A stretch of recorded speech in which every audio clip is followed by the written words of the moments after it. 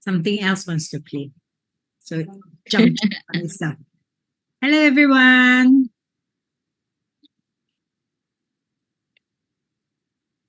I am guilty, ashamed of what I've done, what I've become. These hands are dirty. I dare not lift them up to the Holy One.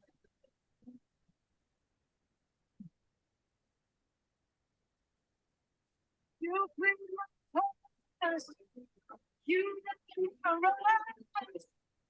You bring change, you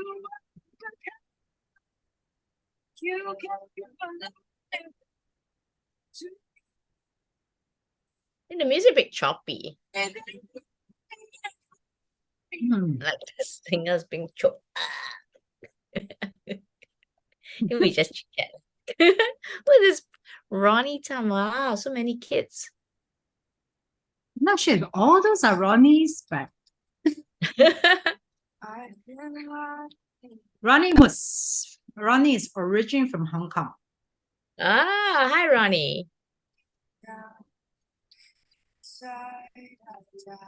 That used to love me. But in your eyes there's only grace now.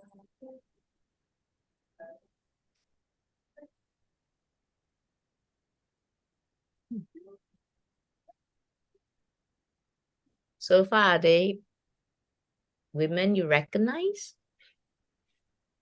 Yes, so far I recognize. Oh, I've said Yvonne, I'm not sure. Hi, Yvonne. Yeah. Julia, I think I know, not very sure, but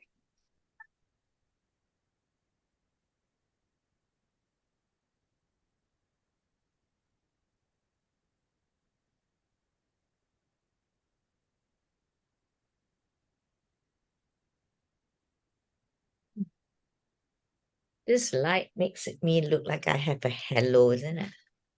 yeah, you do like you have the halo.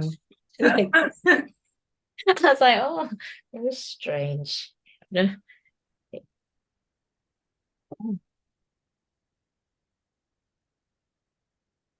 I think we start in about 1 minute. Then we'll do intros, etc. And as people flow in, they flow in. Okay.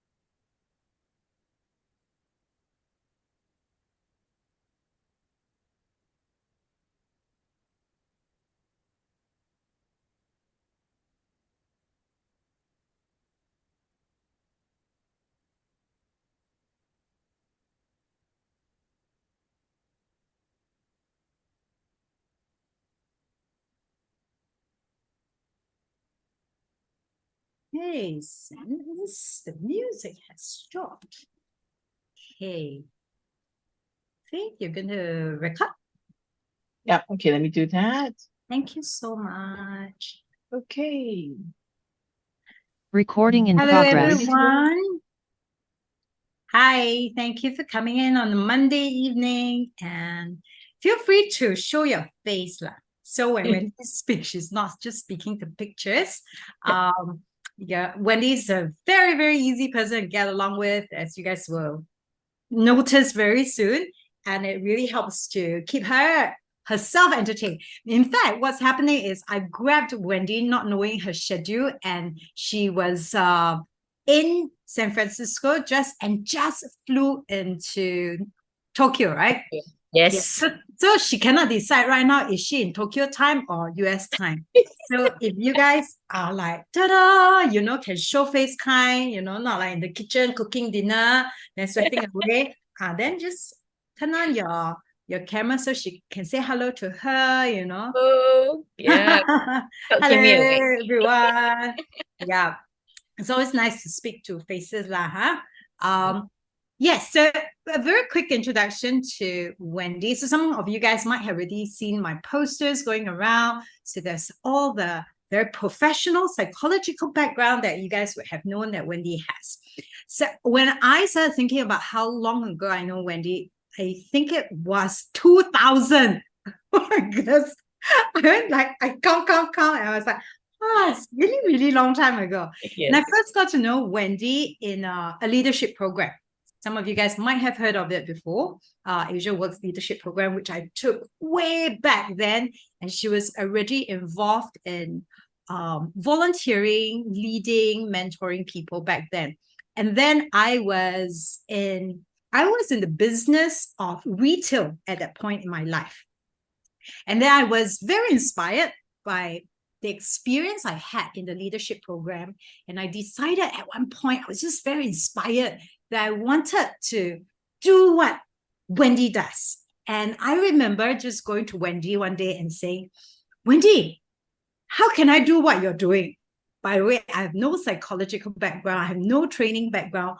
All that happened was I felt very inspired in the room as a participant, realizing that I was learning so much and growing so much.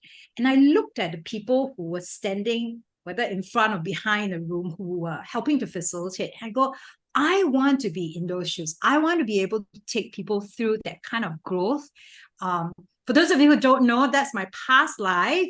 Before I was involved in the whole Young Living business, I was in training, development, corporate work, okay? So I was really excited about that. So when I went to Wendy, I think this was literally how we started. She just said, okay, then you come and observe and just learn on the job. So there was no, like on her, that was the 20th anniversary, right? For one inspiration. This year. Yeah, this year. When Wendy was very kind to let me steal a little bit of stage time, I was talking about it. When I was standing on stage and sharing how, when I started working with Wendy, I had no contract. Okay. Yeah. So everybody starts looking at her and going, wow, that's how this woman actually works. But in that experience itself, one of the most powerful things that Wendy left me thinking about is, how do you work building someone up and building trust? Okay. How do you, especially when you are in a business, okay, you're never just leading yourself. Usually you have a couple of people that you'll be leading through your team. How do you be in a place that can inspire others? Because I may not have said this to Wendy often enough. I always sit in the background, watch what she does. And I know deeply that I wanted to actually grow and be able to serve as much as she is serving. Yeah. And so I'm just like really, really grateful. Fast forward all these years that have passed, she continues to be my mentor, my coach, my friend. And even right now in the Young Living business, whenever I'm pulling my hair out and I'm going like, I don't know how to do this, I feel stuck, I still run to Wendy and even her husband, Matt. They are always very kind to sit down, and they provide such valuable moments of questioning, moments of reflection that really have me deeply thinking about what are my values, how are they reflected in my actions, what am I choosing to grow out of, especially if it's fears. So today in particular, I asked Wendy to come in to talk to us about women entrepreneurship. And I don't know how many of you girls here are, we'll leave that in a moment. Maybe Wendy will find out. Some of you are perhaps already one step into building a business. Some of you might be sitting on the edge going, business is not me. And then it's followed by a whole train of thoughts like, no lah, other people are smarter than me, they are younger than me, they're more capable, they have done this before. We always have 1,001 reasons why somebody else can do it and I can't, right? So we brought Wendy in because we want to discuss this specific topic of women entrepreneurship from a place of just how do you choose? How do you choose when you are so afraid? And if I get Wendy to tell you about her life later on, I'm going to fast track her life. At one point, she was hired as the first psychologist for a local school. RI, for some of you guys that would know, is a really good, it's my counterpart. I'm for RGS. So it's my counterpart brother school. Yes. This is a really famous school in Singapore. And Wendy was hired as a psychologist, as a school psychologist. And then at some point, she chose to step out of that full-time job to start her own career. So I was telling Wendy, I have never even actually asked her about this before. At that point where you're in a very comfortable position, just sit there, wait for the pay, this is a good school. The school's not going to throw you out any moment. Yeah, you just go to speak to the boys all the time, like counsel them, make sure they're doing well. Go home, 5 p.m. I don't know what time they let you knock off, like 5 6 p.m. Then you go home and just be a mommy at home. It's comfortable. Don't need to think about all the risks you have to take. Why on earth would you even step out of line and say, I think there is something else for me to do outside of this job? Okay. So we're going to explore this, and I'm just going to straight away pass the mic over to Wendy. Wendy, welcome. Thank you very much for doing this in the midst of your travel. Okay. So at least I'm not doing this in the middle of the airport. At least I'm in the that's stressful. Yeah. Okay. Yeah. Hello everyone. Thank you for joining. Very, very happy to be here. I mean, anytime Kai wants me to give some support, share something, I'm happy to do so. When I wanted to leave RI after 3 years being their full-time school psychologist, the headmaster actually asked me, like, Wendy, but this is an iron rice bowl. Unless we do something really bad, we'll never go out of business. Where are you going? And I think they were worried that I'll go to ACS or one of the other schools. And I said, no, I'm not joining other schools. I actually don't exactly know what I'm going to do, but I like to do something on my own. And at that time too, I was wanting to perhaps serve other schools as well, like go beyond one school. I felt like God was calling me to make a difference beyond one school. I think so. That was one, like a more spiritual calling. Also, if you think about it from a finance point of view, I was a single mom at that time, right? Kai, you knew I had 3 young kids. And the RI pay would be very comfortable if as a second income, because I'm as a psychologist, as a counselor, it's still like a social worker kind of role and a pay. And there's no promotion. It's not like I can become head psychologist, right? There's only one, and I'm not on a track to be head of department or anything. So I think after there's a bit of the push to say, if I really want to earn more to feed my children, because they're going to grow, they're going to need tuition. Like my mom would say, they need tuition, they need more. How am I going to provide for them, right? So it was also that quite tough decision. Like I would have happily stayed in RI and be there, but there was that financial push and that financial risk. Like, can I go out and make more money, right? And it was very tempting to like, okay, maybe take another corporate job, because before RI, I was in another role where I was running preschools, and there was a profit and loss responsibility on me. So it was okay, do I go back to work for, go to an organization and work full time again, or do I do something on my own? So when I chose to do something on my own, the big risk was I have no idea how I'm going to make money. Am I going to be able to make the same amount of money that I did in RI plus its bonus? And can I eventually make even more? So there was that financial part, and then there was the whole community part. Like, can I serve more people beyond one school?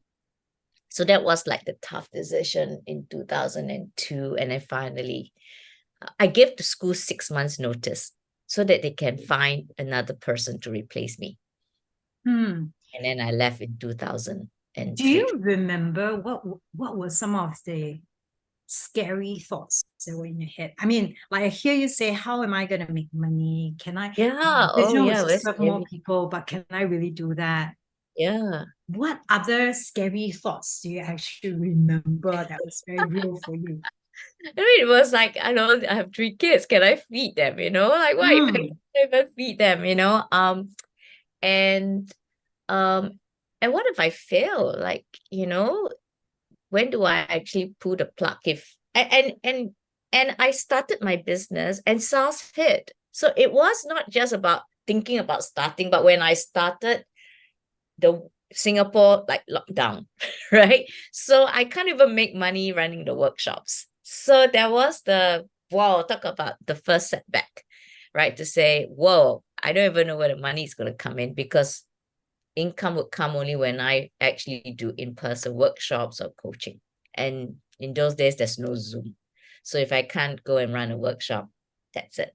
So there was it sitting there going, oh my goodness, I just gave up my steady paycheck plus bonus. Because if it stars happen and I'm still the psychologist, I'll still get paid, right? I'm just not allowed to talk to anyone, but I'll still get paid. Yeah. But being on my own means, whoa, how am I going to get paid? How am I going to make? Yeah. So there's that constant anxiety about, will I make enough at the beginning, right? Yeah. And do you actually even remember what caused that tipping point to go like, okay, while the fear is there, then I am still going ahead? I think I already started going ahead, and then more fears came in, right? So Wendy basically is a move first and then worry later. I was already very worried, but I did it, and I said, look, I'm going to do it. And I had some confidence that eventually I'll find my way, right? And what was helpful was that I had like a mentor who said, okay, you can be an associate consultant at her company. But the fear constantly is there when SARS happened. Like what brought the confidence again would be looking at what I can do well. Okay, so on one hand, my negative thoughts were, I don't even have a business degree, right? I don't know how to, I'm like, I don't even know how to put a marketing plan together. I don't know any of these, right? And before RI, I was running something which I got retrenched. So I had actually deep fear that I'm gonna fail. I'm not gonna I don't even know how to make a profit, right? So I had all these thoughts in me. But then I stopped and I thought about, okay, what are my strengths? What are my skills? How can I use my skills to make money, right? I can write, so can I write and be able to make money out of writing? I like to teach, so how am I going to make money out of teaching? I'm a good coach, right? And qualified, so how do I make money? So I just listed what I'm good at and said, okay, how I'm going to make money using my skills. And who can I talk to so that they can also, hire me to do those work? Yeah. So this reminds me of something that Wendy always does these workshops for people. And one of the activities that we often do is just problems and possibilities, right? Yes, yes. So I think in reality, if you haven't realized, there's always going to be negative thoughts and then some positive thoughts. But most of us tend to hang out at the area of just feeling all the dreadedness of the heavy negative emotions.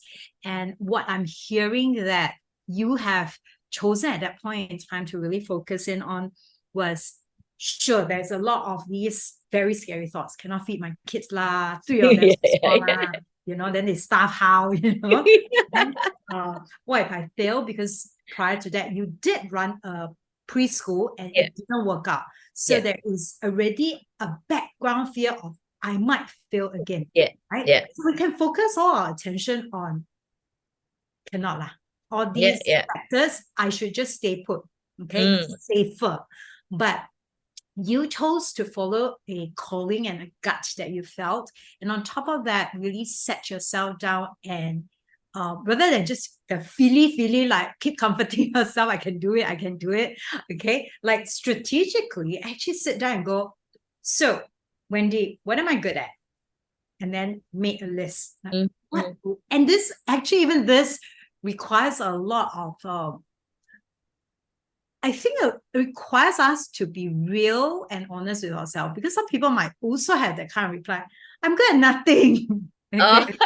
Right. And then you sit down and without putting yourself down all the time, really having a skill sets check, a talent check, a personality check, and go, what am I really good at? Okay. Which skills can literally help me make money?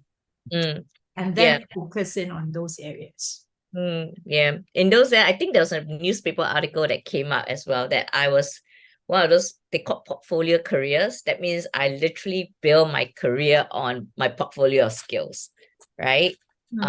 And so that was how One Inspiration started. Then, of course, when people start, like you, wanting to join One Inspiration, then I've got to think about, okay, how do I help them make money? Right? You know? So I'm gonna ask you this, because I also never asked. When I came to you, and obviously I'm in the like blah blah state where I go, I'm very inspired, I want to do this. Wendy, take me on. I mean, from my point of view, you were like, okay, let's do it. But what was really going on inside? Like when somebody came to you and said, I want to follow you and I want to join you. Well, I was always very upfront. I said, I can't guarantee you any money, you know, because I don't even know what's going on. But I said, come along and watch, right? And learn. And when there's a workshop, a contract, something that they're going to pay more than I can pay you guys, right? So I think it was a very naive way of like building a team, you know. But I'm glad I did that, because I think by what I've learned is that for me to be prepared to train and develop people like you, and then you brought Paul and B, you know, you just keep bringing people in. I just kept, I don't know what I did with y'all, but train you, develop you. Then when opportunities came that required more facilitators, we were ready, right? So I think I learned at that very, very early part is be very generous with training other people. And I know there are people who come to me and says, aren't you afraid that they're going to take what you teach them and go and become your competitors? And I never even I thought about it and I thought, nah, they're not going to do that, right? Because there's a lot of love put into it. And I think those people who are not even wanting to be able to embrace the uncertainty with me are not going to hang around. Right? So I think I already like attracted and retained people who are willing to take that risk with me. Right? So be generous about taking care of your team. Okay. Yeah, which is also a very important part of because growing a business, as I was saying earlier, for women who are usually very nurturing in nature. Yeah. And I've heard very often as well that there is part one, I don't think I can grow a business. This is the whole self conversation. Yeah. There's part two, I don't think I can lead other people. Mm-mm. It's another conversation. So, could you tell us or share with us a little bit of some of the works like family constellation, etc., like that you actually are involved in facilitating and teaching? Like, how do you use some of these tools to work with people who feel inadequate about stepping forward? Yeah, Just share with us. I mean, obviously, we can't do a session here. Yeah. Okay. So once I started to learn about family constellation, and this is in a nutshell for those of you who are curious, is where we look at family of origin. So like my own family, how I grew up, am I the oldest child, second child, what is my father, grandfather, what are some beliefs, traits, habits that can be passed down, that has passed down. What are blessings, what are the burdens, right? And we examine that. So when I started, I wasn't aware, but when I started being trained in this, I realized that as a kid, right, I was the oldest granddaughter of 23 cousins. So whether I want to be I'm a reluctant leader or not, I don't like Kai come. I said, I don't know whether I can lead Kai, I can't even lead myself, but inside me, there's already this big sister bossiness that's been around since I was 6 years old. Right. And so I started to go, okay, actually, that is already a strength that I have. That I will be bossy, right? And I'll boss people around, I'll tell people what to do, and lead. Even if I'm not sure, I'll still like, okay, I'll just lead people into the unknown, right? And people will follow, right? So I must be very clear to have that kind of integrity of how I lead. But it's already there. So those of you who can reflect, right, to say, okay, was I the oldest in my family, or sometimes in my previous leadership role, how do I tap onto my previous experience? Or people could be 16 and being a basketball captain, right? Or something like that. So you kind of go, actually, somewhere along the way, you have been a leader, right? You have cared for people, you've made decisions. So tap into that. Another one is I can go beyond, like even before that, right? Then I started looking and go, wow, my grandfather took a lot of risk and he had failed in business before, and then eventually took a risk to sell Japanese air conditioning when nobody in Singapore would want to buy Japanese goods. So when I look at my family, right, and I rejected the family business for years. I rejected it. I said, I'm not a business person, right? I rejected that. Actually, I eventually ran my own business. And I want to say, okay, then I think unconsciously, I have learned a lot from my grandfather to take risk, and that if you fail once in business, he lost everything during the confrontation time with Indonesia. He was a barter trader. And so after he's lost everything, he had to go and find another way so he can feed 7 kids.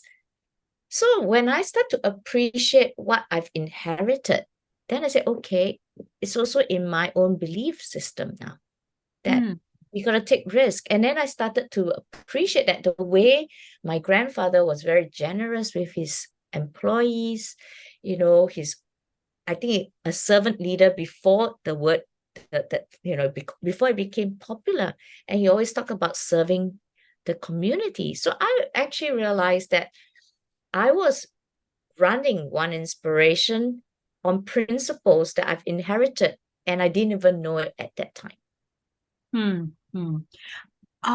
I just want to jump in here and perhaps kind of like navigate this a little bit for the folks in here. So a lot of what Wendy is speaking about right now definitely is the whole reflection for self to begin to understand. And by the way, if you're in the space working with Wendy, I mean, she's a personal developer in professionally. So one of the most powerful things, if you're stepping into a space of leadership or entrepreneurship, is to know yourself. Yeah. Because you cannot blah then just like walk around and go, okay, I just copy what everybody else is doing. Like learning from others is always very valuable. But I think what Wendy is also trying to have us realize is there is so much work that needs to be done individually for us to discover our gifts. And this thing that Wendy is talking about right now, family of origins, right?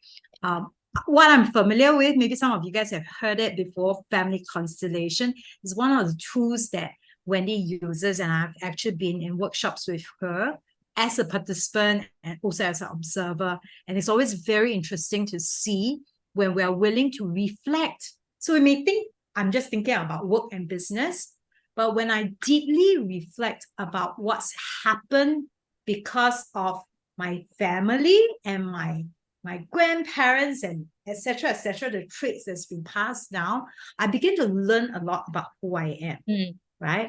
And when so far, I've heard from you like the good things that you realize that you're reflecting and go, wow, I learned from my grandfather, his spirit of giving back to the society, his spirit of taking risks and being willing to venture and try no matter how much he failed.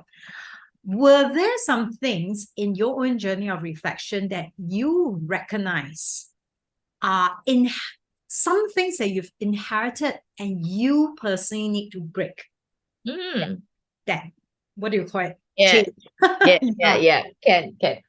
Well, when I started my grandfather was adopted, right, from China.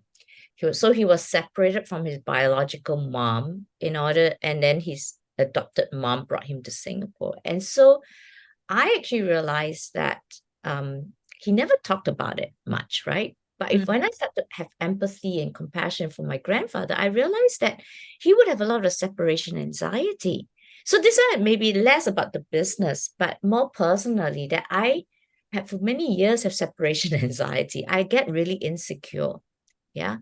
And so I need to identify that. So once I acknowledge that, then I can say, I'm going to leave this anxiety behind, this anxiety that people are going to leave me, or I'm going to be separated, or people are going to let me down, or people are going to betray me. And by being able to do that, I guess it can help with being an entrepreneur, right? That I will not be afraid that people are going to leave me.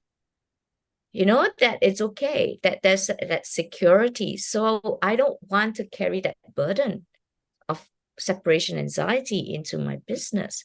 And so now that even I'm talking to you, it's like when you kind of tell me, oh, Wendy, I want to go and do this Young Living business. Yeah. I didn't go, shit, she doesn't love me anymore. And it was nothing that way. I was like, wow, I'm happy for you. And I'm happy that you've learned enough to go off and be your own boss. Yeah. In fact, that in itself was another very empowering lesson for me at growing as a leader, as an entrepreneur. Because at one point when my business, so I was doing work with Wendy, so I was facilitating, doing work out there, and then I was growing my Young Living business. And then it got to a point where the Young Living business was consuming so much time. I sat down and asked myself, I really, really loved all the facilitating work that I've been doing, but I also wanted so much to try and venture out there and grow this business, which, like Wendy says, nobody gives me a guaranteed ticket, say sure work. But I'm like, so there were also thoughts like, stay with Wendy. Wendy very shy, she will always make sure got clients. I don't know how she will fish out and track the clients, but somehow it will always happen. Then at least I'm not so afraid, she's my leader, somewhat in that context, she's my leader and I can turn to her. But if I was to step out at that point, now also thinking back the story, that I need to become the leader because I choose to do this. I cannot just go out and then just keep leeching onto somebody. I choose to do it. I choose to decide what my business is about. And there's a lot of decisions that suddenly was very overwhelming and very scary. But on top of that, I think I came to Wendy one day and I was very nervous also lah. I had to break off with Wendy and to tell her that, okay, I really am going to officially stop taking the contracts to do the facilitation. There were the fears of, then how like this, then if my Young Living business doesn't keep on being steady, then that's it already, okay? No steady income also. Because even though I was a freelance with Wendy, it's always provided. Yeah, it's always there. So, and the most amazing thing, like Wendy actually was sharing was, she actually sat down with me, we talked through it, and then she really just blessed me. And she said, like if this is something that you really wanted to do, then you have my blessings to go out and build this. And with that, I've learned a lot from that generosity and that heart of like, no need to hold on to somebody. It's like people have their journeys. And then interestingly enough, like after many years, then I come back and go, hey, actually there are other things I also want to facilitate. Can I come back into the facilitation scene? So it's very fascinating. But coming back to this conversation about breaking off some of the chains that have had us, would you, without sharing specific stories, etc., I'm just wondering if you've worked with women specifically, and what are some of the most common things that you might have seen or heard before that could have something to do with the fears or the chains that they have inherited? Well, I think some traditional chains are like, as a woman, you don't be too loud, or you should be you should not be bossy, or I do have like very conflicting beliefs growing up, right? My grandfather actually named me a very boy name, right? Guo Wan, because he thinks boy and girl are the same, right? So I had my grandfather that way. My grandmother would sometimes be like, oh, it's good that you're studying, but if you study too much, no man will want you. And at the same time, I want to learn how to cook. Say, oh, don't cook. Your place is not in the kitchen. So I get very confused, like what is a girl or woman supposed to be? So if I were to think that if I didn't have my grandfather's side of girl, boy can be leaders, and I only grew up with as a girl, you don't talk too much, you don't speak up, you don't have any right to say what you want, which I think more women my age, I'm like 53, we might have grown up more in that no voice, right? So then I think that can help. That can also be a deterrent to many women leaders to speak up, to take proactive steps, to speak up and like ask for what they want and like lead boldly, right? Because at the back of their mind, there was a girl should not do this, a woman should not do this, right? So we need to capture these should not or shoulds and say, is this valid in this day and age that a woman should not do this? And say, no, a woman has a voice and a woman can use that voice.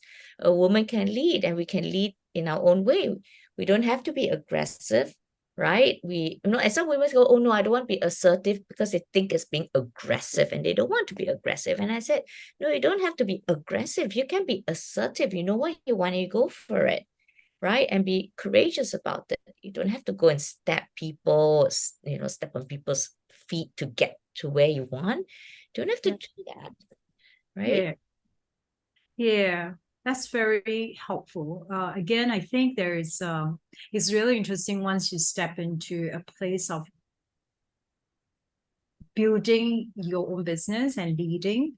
There literally is no way to not become conscious of who you are, because a lot of people very often in our field at least will ask, why do we spend so many hours trying to get people interested in personal development? Like, just teach us the product, how to sell the product. Okay. While that is very, very efficient and then, good use of time to develop your knowledge of products and services, whatever you're doing, we recognize that the ones who really can carry themselves through a business successfully is a person that is willing to actually take a very good deep look about what's going on in their lives, whether it's to reflect on what am I really, really good at, like what Wendy started with, and to not allow ourselves to have all these interfering thoughts that will stop us. And but also at the same time, to be brave enough to look at, actually, also, what have I been carrying with me that no longer is relevant? And this part sometimes is a little bit difficult because we may not even be so aware. Yeah. A lot of people might just be like, huh? I've led my life for the last 30, 40, 50 years. It's like, is there something that I need to look at? There's always something to explore, right? Yeah. Yeah. I do one more thing that I think many women struggle with is our need to be perfect, right? We need to like everything planned properly and then go, okay, now it's all perfect already. Let's go do it. And that can be quite difficult as an entrepreneur because nothing is perfect, right? There'll be things that are chaotic, unexpected, SARS, COVID, things like that can happen. So we kind of need to learn to be flexible. So that's one thing. I've learned to be imperfect and be okay with it, right? Of course, I plan, I've got Excel spreadsheet and everything, check cash flow and everything. But I also know that there'll be times when things got to be imperfect and be okay with it. If I train other people to run a program, I can sit there and go, oh, I could have said things differently. I would have done this better, And then what? Then nobody's going to learn. Whereas I go, no, everybody's going to grapple with being imperfect. They're going to learn their own way. They're going to get some feedback that they may not like, but everybody will learn. Yeah. Another one is also to please others. So women, we have this need to if people don't like me, then I got to please them. I don't like rejection. And I hate rejection, right? I want to be accepted. I want to be loved and adored. And so it's very hard. Like if I go to clients and clients don't like my proposal, I cannot spend a whole week in the dumps going, oh my goodness, they don't like me. I mean, maybe the first few times I got rejected that way, but eventually I'll be like, you know what? They didn't like the proposal, or maybe didn't like the price. They don't have the budget for, or maybe they're not ready for this kind of work. I'm not going to take it personally. Yeah. Or else we can waste a lot of energy thinking people don't like me, something wrong with me.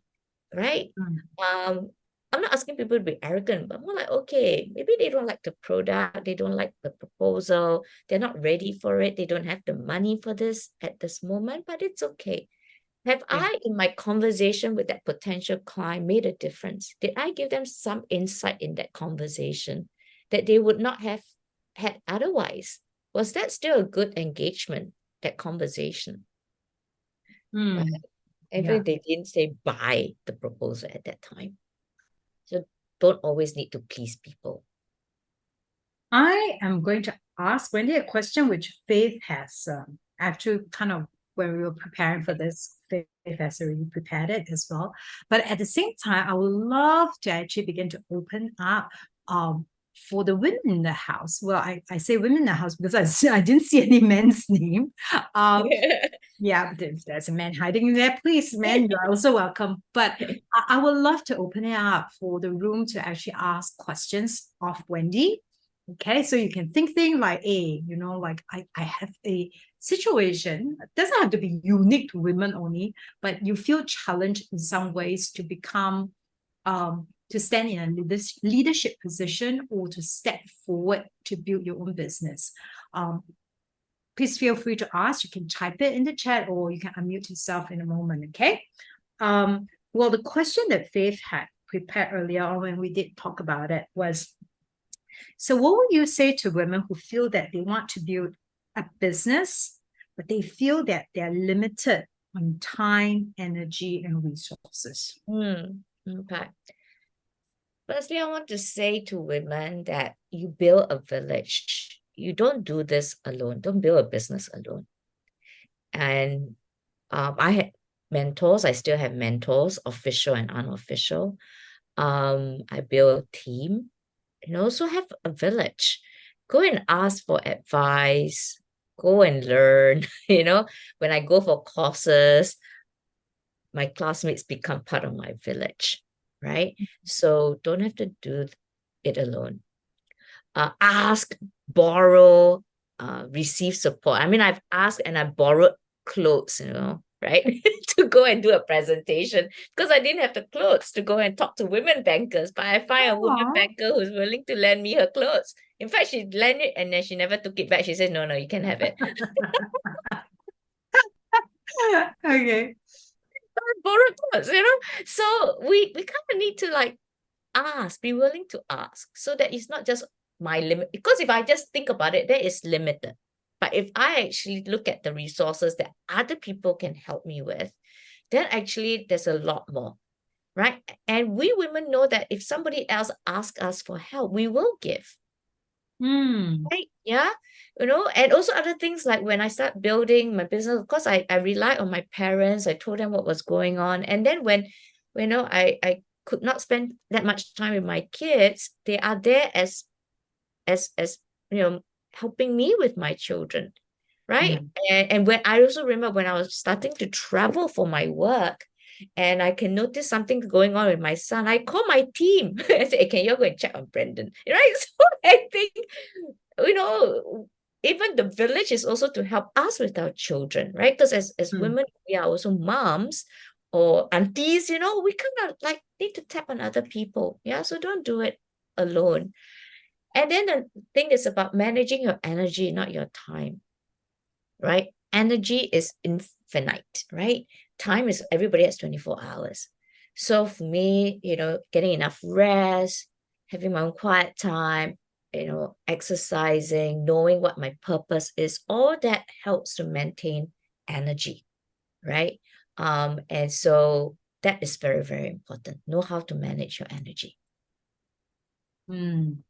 I love this too. And I love the bit about village. I think the modern lifestyle has also moved us a lot into this whole I need to handle it on my own, or I need to be the super mom on my own, versus if we look at how our parents came from, it really is a village. Uncle, auntie, everybody is involved one. Yeah. You don't have to everything do by yourself, which is very, very difficult. Yeah. Yeah, it's a village. Oh, okay. So let's just check in with our people out there. Okay.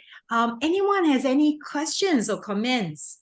Some of you also know Wendy personally lah, so you can actually bring down your camera and go, hi, I haven't seen you for very long. For example, Candy. Hello, Candy. Candy's in the room as well. Wait, let me see. Oh, Candy, why is your video not on? Yeah, we were like, why is Candy? I'm here. Oh, Xiaohui is here. Yes. Any questions? Anything y'all want to ask? Yeah. Candy, anything?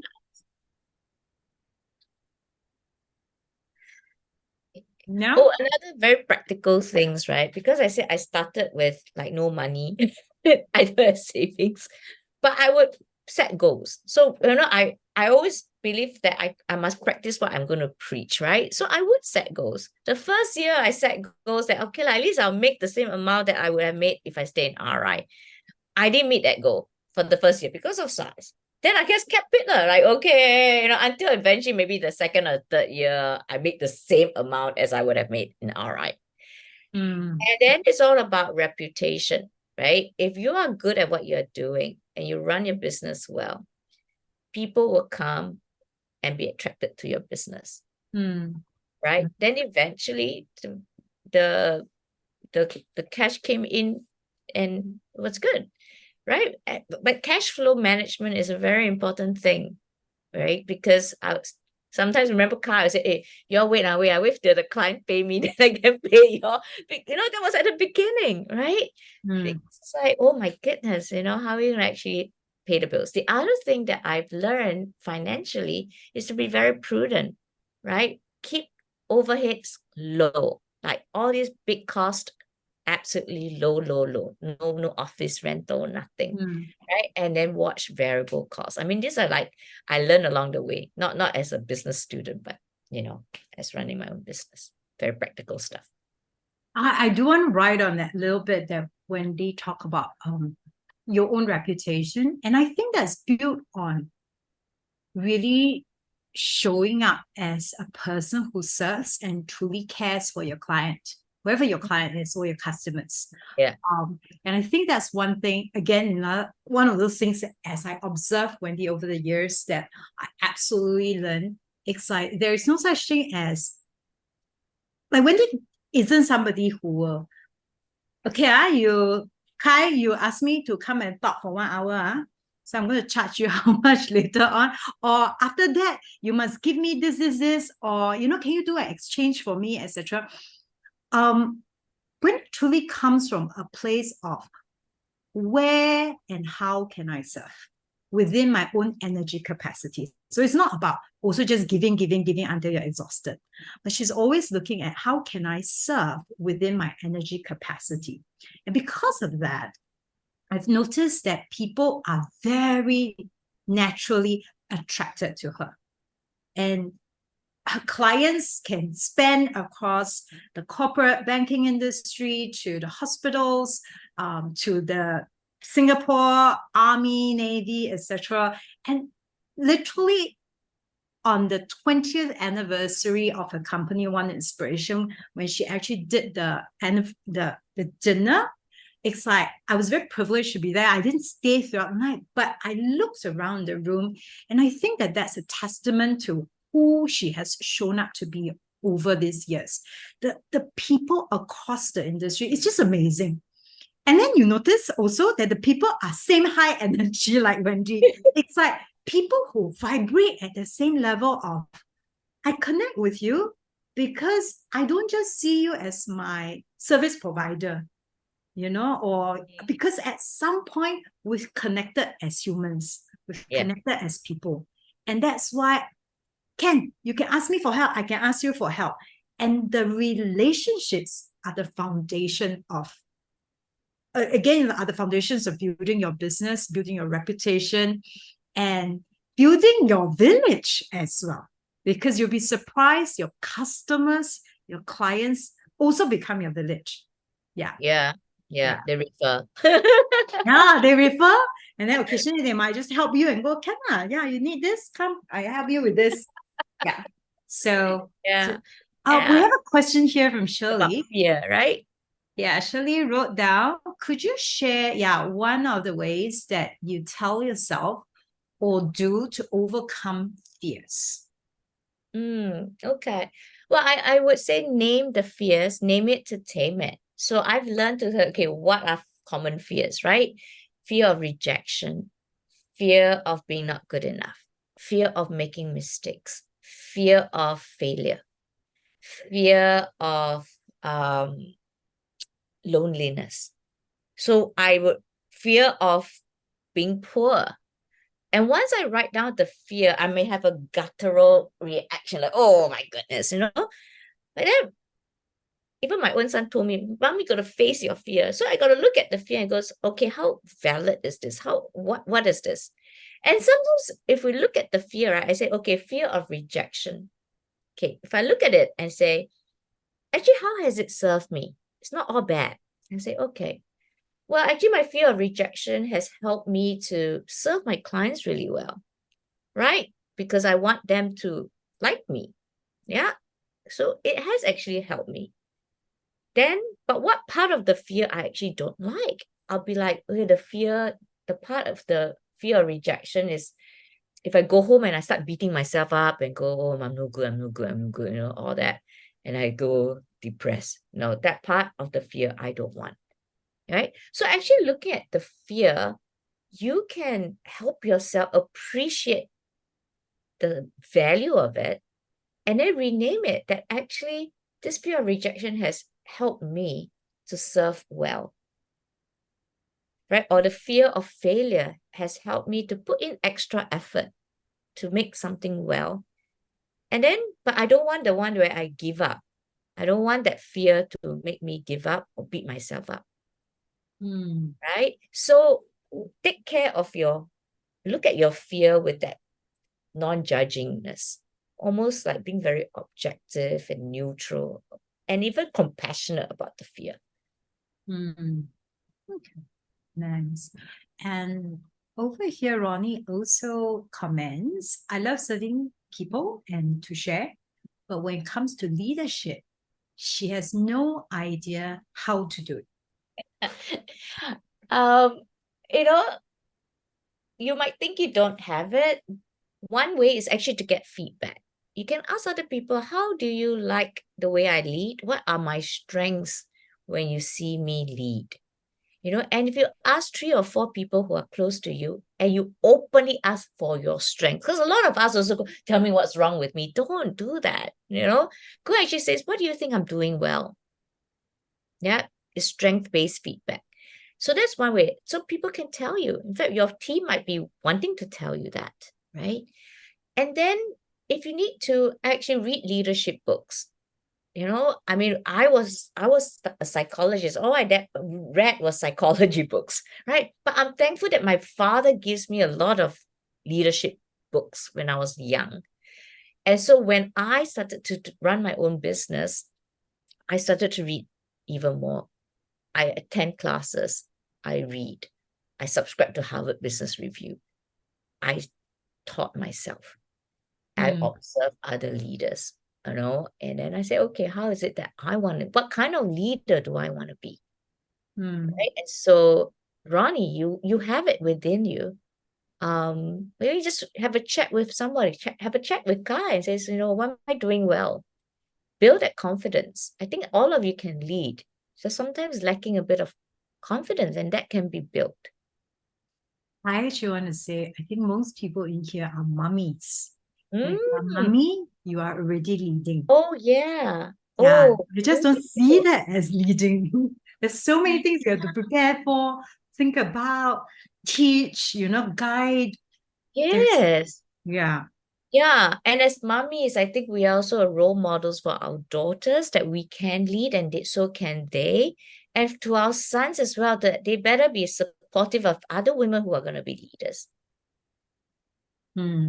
Yeah. Yeah.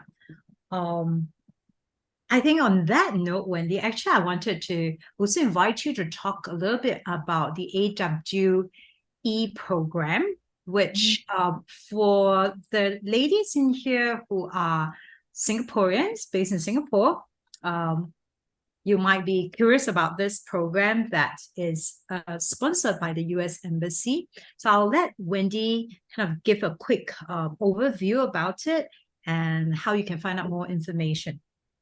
Oh, okay. Let me see. I'll run through some very, very quick slides. Okay. So I will, you know, I have to of course say that because this is sponsored by the US Embassy in Singapore, for them, this is a program that they want to sponsor Singaporean women. Okay. So if you're not, maybe hopefully the country that you're in, the US Embassy will run the program in your country, which they should, because they are running this program around the world, right? So what it is a 6-month program. Okay. Okay, I'll just give you all very, very, very details, right? So it is 6 months where there's in-person forums, and these are some of the topics, right? And we got to be in person to come for these topics, all right?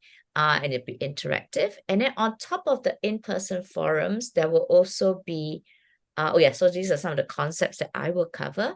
There's also going to be online learning. So you must be prepared to spend time learning, going onto this platform to go through 19 online modules, not at one time, okay? Maybe 4 or 5 modules at one time. And we chunk it into these themes. And after you've done your own self-learning, you come together in peer learning groups to discuss how you are using the modules into your business goals or into your talent and team development. Yeah. So there is this this chunk here is quite academic that you watch, and then you got to write a short paper, 1 or 2 pages, about how you are going to use this for your own business. All right. And then after that, where am I here? Okay. And then where am I doing now? Okay. So whoops. Okay. And then there's these peer learning groups, right? So we are going to start in October. So you can see that the first one would be October the 28th. And let me see, is there a, okay, so you will, develop business skills. And we are looking for women who are going to start a new business or have started a new business in the last 5 years, okay? So you gotta be Singaporean, 23 years and above, have a business idea, and you're willing to develop. If you say, okay, I'm very good at business already, then no need lah. Okay, give the space to somebody else. All right. And willing to learn and take your business to the next level. So I am the lead faculty here, and we've got other mentors, other experts that will be coming in the different sessions to also contribute, to share, to coach, to facilitate. Yeah. So application form, I will find. Okay, maybe you can write into this. Oops, sorry. Okay. Application. Let me find the application. Anybody interested? Not maybe if nobody interested, then no need to give application form. June is asking for the QR code. Oh, hang on. Is that for interest only? No, that was our Mentimeter, right? Oh, okay. Yeah. Well, maybe you chit chat for a while. I go and find you chit chat with the people. I've got it in my note. I think I was really excited about this opportunity, and I thought that's why opportunity to bring Wendy in to chit chat a little bit about women entrepreneurship, and then also to create more opportunities for more women to hear about this program, because it is fully sponsored. Yeah. And again, just now, Ronnie was talking about how do I learn to be a leader? I feel inadequate. So there are some skills we already have, and then there are some skills that needs to be learned. Yeah, if you want to grow. And I think that's why I think it's a really great platform. Somebody sponsored us to go and learn. We just really need to be the good students, sit down and spend that 16 hours a month. There's modules to cover, small groups discussions, and write small papers to really help you hone. I think the last session that Wendy held for people to actually understand about this program, one of the nice feeling of assurance, I can guarantee you, wow, I stepped into that room, that virtual room. I first also stressed. I said, oh, wow, this must be successful women. Then they are thinking of starting, don't know, second, third, fourth, fifth business, or don't know what. I also was like feeling that way. And then after that, everybody chit-chat. At some point, I think a group of women all just started saying, we all need financial education. They're going to cover that module, right? Yes. Money, we right? will have. Yes, you cover money. We all started laughing and saying, we really need some proper education to help us understand the finances of running a business properly and profitably. So again, that was a reflection of my own fears, and then realized that a lot of the women share the same thing, okay? So you're never alone in thinking that, oh my goodness, I must be the only person who doesn't know this, okay? All the time there are people who don't know something. Okay. Yeah. So Clarin, there is a selection process. So I put down the application form and the fact sheet so you can download both. The application form, I think you need to fill out like also your motive and what you want to be doing, all that, so the application form will be quite thorough. That the embassy has given us a template to use, and we just added it in. So then we'll be looking through. We are looking for 30 women. So please put in your application as soon as you can. And if I can say so, Kai, I mean, it doesn't have to be just about their Young Living business. Oh, Because definitely. you're Yeah. already running a young living, but you maybe want to do something else like retail, F&B, Yeah. something, please by all means, a social enterprise. Yeah, if you are interested into social enterprise, just have a think and fill up the application. Cool. Yeah, so as we begin to round this up, just checking in if there could be any lingering questions that anyone might have for Wendy.